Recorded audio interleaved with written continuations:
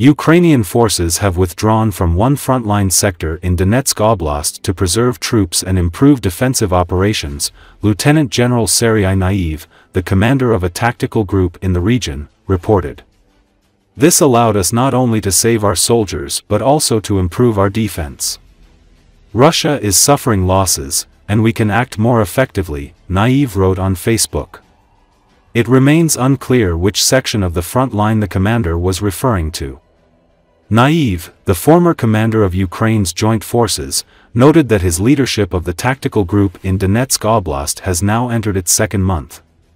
The general emphasized that over the past month, coordinated efforts by scouts, drone operators, artillery, mortar units, tanks, and infantry have destroyed more than 30 Russian armored vehicles and taken out 2,000 Russian soldiers. This has significantly reduced the number of Russian attacks in our direction, he said. Everyone is working toward a common goal, and together we are moving forward. Together, we will win. Naiev added. According to Interfax Ukraine's undisclosed source, Naiev has been appointed to command the Velika Novosilka tactical group. The occupied village of Velika Novosilka lies some 20 kilometers east of the administrative border between the Zaporizhia and Donetsk Oblasts. The Ukrainian military reported that Russia has stepped up attacks in the southern Zaporizhia Oblast over the past few weeks but denied Russian claims of capturing the village of Stepov. Throughout the fall of 2024, Russian forces made operational gains in Donetsk Oblast, including areas near Toretsk and Chasiv Yar. Fighting remains intense in the eastern region, and Russian troops continue to advance, albeit slowly, this year. Earlier Rustem Umerov denied the claims spread by Russian propaganda of the alleged encirclement of a large number of Ukrainian troops in Kursk region.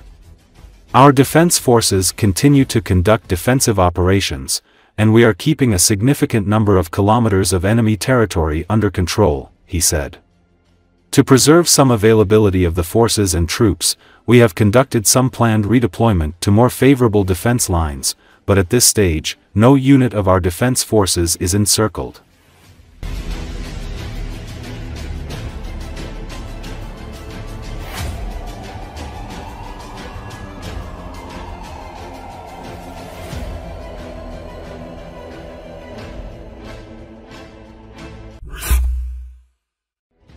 The Ukrainian Defense Forces have launched a precision missile strike on the base of Kadirovites from the Chechen unit of the Russian Guard Akhmet in the Bryansk region of the Russian Federation. This was reported by the press service of the main intelligence directorate, which released an intercepted conversation of a Russian woman who was probably involved in providing assistance to the wounded.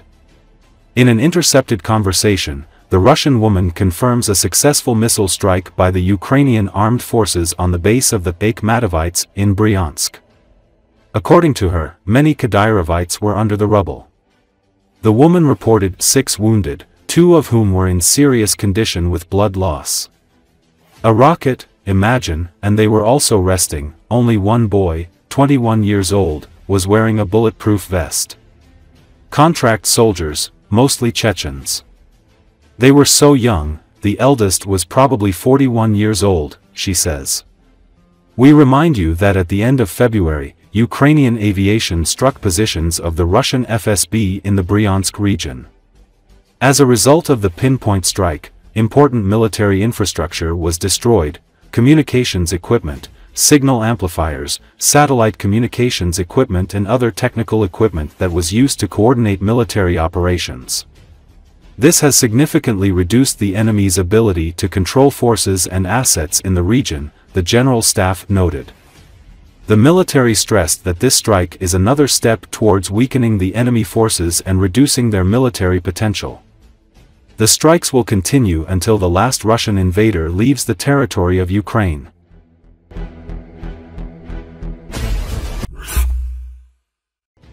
Germany has provided more military assistance to Ukraine to help the country in the war with Russia. According to an updated information on the federal government's official website on Monday, the aid to Kyiv includes 3 Gepard anti-aircraft systems with 10,000 rounds of ammunition, 24 mine-resistant ambush-protected vehicle, no SMRAP, ammunition for Leopard 1 tanks and for mortar infantry fighting vehicles, thousands rounds of 155mm and 122mm ammunition and 120mm mortars. Apart from these, Germany has supplied ammunition for Iris-T medium-range air defense systems, 30 drone detection systems, 50 vector reconnaissance drones with spare parts, 30 Gyrian RCS tracked drones. In addition, other demoning equipment, first aid kits, border protection equipment and small arms have been provided to Ukraine as part of Germany's new military aid package. The government's website noted that Germany is supporting Ukraine with equipment and weapons deliveries, from the Bundeswehr stocks and through industrial deliveries financed from the German government's capacity-building aid. Overall, Germany has now made available or will make available approximately €28 billion in military aid to support Ukraine in the coming years, the federal government stressed.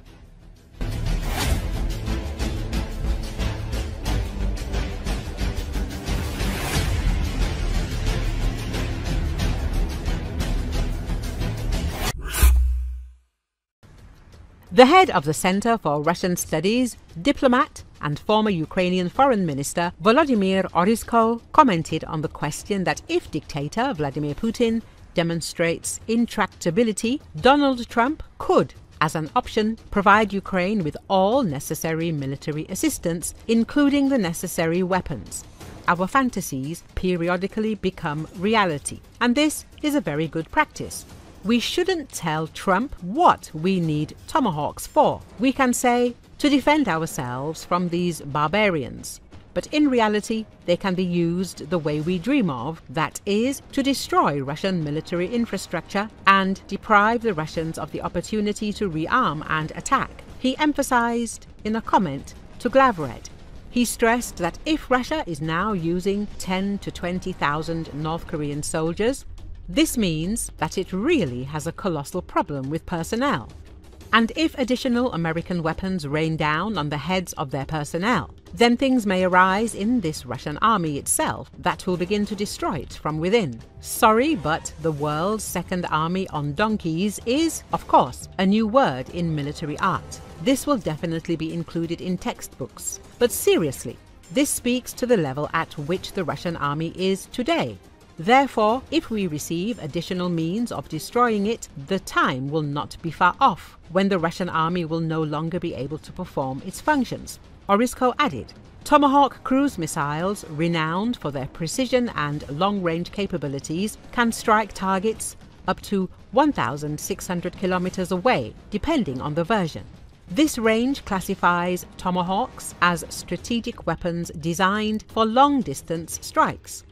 Interestingly, the definition of medium-range missiles typically encompasses ranges from 500 to 5,500 kilometers. By this metric, the Tomahawk's range fits within the category of medium-range weapons, yet the missile is seldom referred to as such in common parlance. This stems largely from the distinction between cruise missiles like the Tomahawk and ballistic missiles, which historically dominate discussions of medium-range weaponry.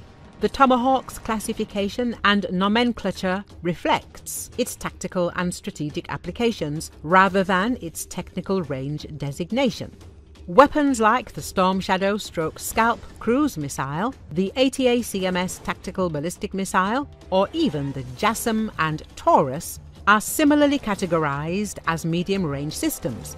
However, these systems vary in their operational profiles, platforms, and deployment flexibility.